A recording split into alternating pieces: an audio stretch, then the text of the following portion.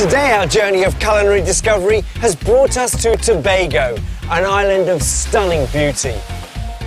It's a tropical Eden with breathtaking rainforests and marvellous beaches. The forts dotted around its coastline are a record of its violent past. Bitter battles for control between European powers, the Dutch, the English, the French and more. Fierce slave revolts and pirates are all part of Tobago's rich history.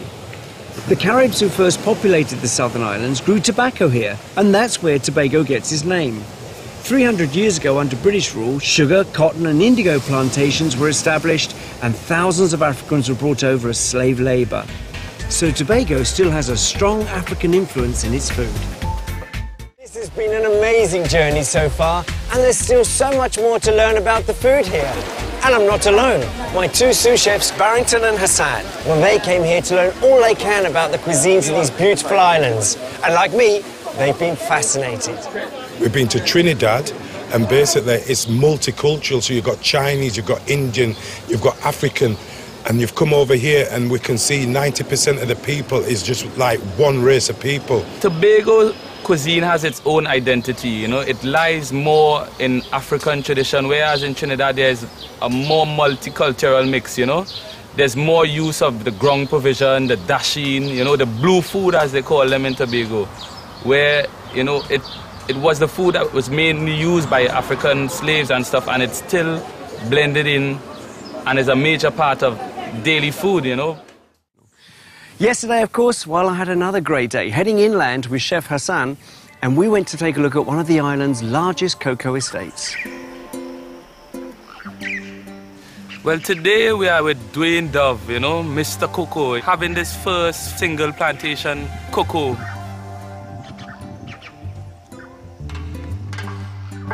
I'm trying to make cocoa king again, basically, and bringing back cocoa production to Tobago, and at the same time contributing to food production and also reintroducing cocoa to Tobago. In beautiful surroundings, it's like coming down into a cave of goodies. That's right. Now this I recognise. Cocoa pudding. Wonderful. These are pods from our first harvest that we picked about 3 days ago. Yeah. And we just got the fermentation going, so these are the shells, the husks. And is it just all one variety? Well, no, we actually have, well, it's basically when you talk about cocoa, you talk about 3 different varieties that you use to make chocolates. We grow one of those 3 varieties here, which is the fine flavor variety, which is only used for really top artisan chocolates. Yeah. But it has a lot of raisiny character and plums and some slight tobacco notes. Nice little fruit note. Yeah, very fruity. And that is also typical for Trinidad, the fruit. Okay. Well, I say this looks quite stunning here. Absolutely stunning. So in this area here, we use the banana as shade for the cocoa, and we also use cassava as shade. So a little further up, we have actually about 5 to 6 acres in cassava. The cassava we also use to make bread in our dirt oven. Ooh, homemade cassava bread. Homemade cassava bread. That sounds great. Christiana is actually making some in the dirt oven right now.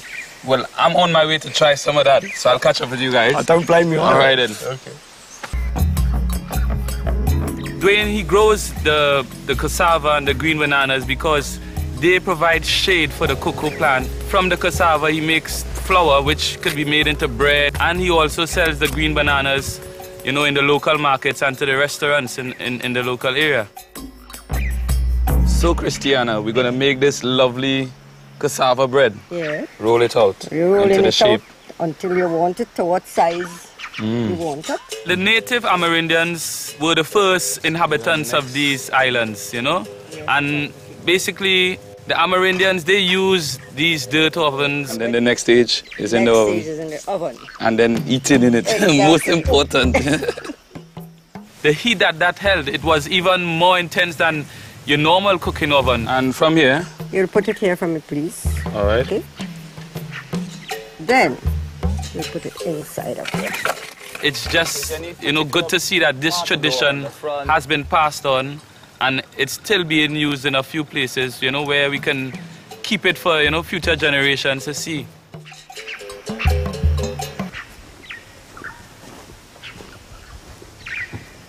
I got some goodies for you guys. Nice, very nice. Smell it. A unique smell is coming there, you know? Yeah. It's really nice. No question about it. When you consider you're using this plant to protect your chocolate. That's and right. Look what you get from it as well. You get bread, man. What else have you got in here? Christina made one of her specials.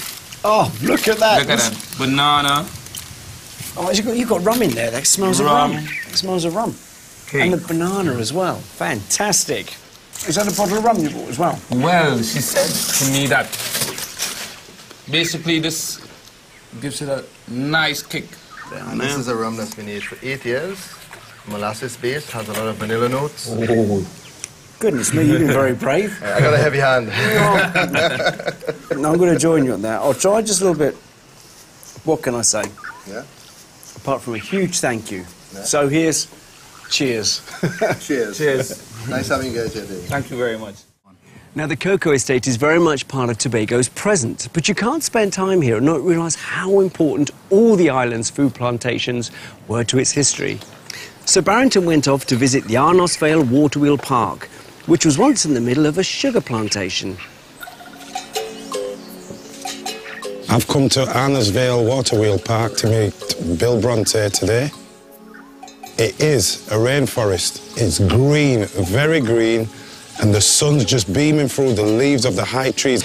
You can just imagine the heat, the humidity, but the history behind all the slavery that happened here. I mean, in some sense, it's half happiness and half sadness, because we've got a man here that's kept the heritage. Wow. Oh, this is the famous Arnosvale water wheel. How long has it been here, this? 1857. This is the last one. But there were 6 others before. The others were smaller. Yeah. This is the largest that was built. Whoa. Built in Scotland. The sugar industry started in the 1650s by the French. They came here and they were the first ones to cultivate sugar in Tobago. Years after, the English came and they chased away the French. But the English started the water wheel. Right, okay. This is the last, and this you will call the Rolls Royce of water wheels. Right. And when they pump the water, it went directly into the bucket. It starts the wheel rolling. Right. And started turning those cylinders there. There are 3 cylinders. Yeah. The cylinders will go in and out, in and out. And the slaves, not one, a few of them, will put their cane through when it goes out, pull it, put it in, pull it, and the juice will be squeezed out. In this estate, there were 247 slaves. Yeah.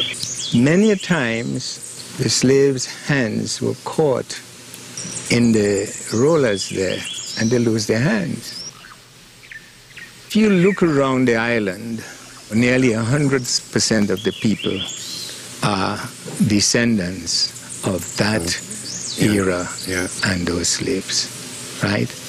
And it is not a nice story to repeat what happened to them, how they lived, how they were treated, and so on. Yeah, it can't be forgotten, no. No, it can't. It should not be forgotten. Yeah. It's very daunting on what these men must have gone through. Children were born here, people died here, and basically just a history, and you just get shivers down your spine. The product you call the Garapo is an Amerindian name for the wet sugar. Right, they shipped it back to England. Back into these drums, cork it back, down to the Arnosvale Bay, where the house from which it was shipped is still standing. Is there any chance now of going down to the restaurant and see now, having a taste of the food? Yes, Barry, we can leave now and go to the kitchen. We did some cooking today, and that was with Silver. The food that she produced was absolutely beautiful. She did a seafood medley and curry powder, coconut milk, garam masala, and what she did, she made that all boiled down, and she used a sugarcane brandy.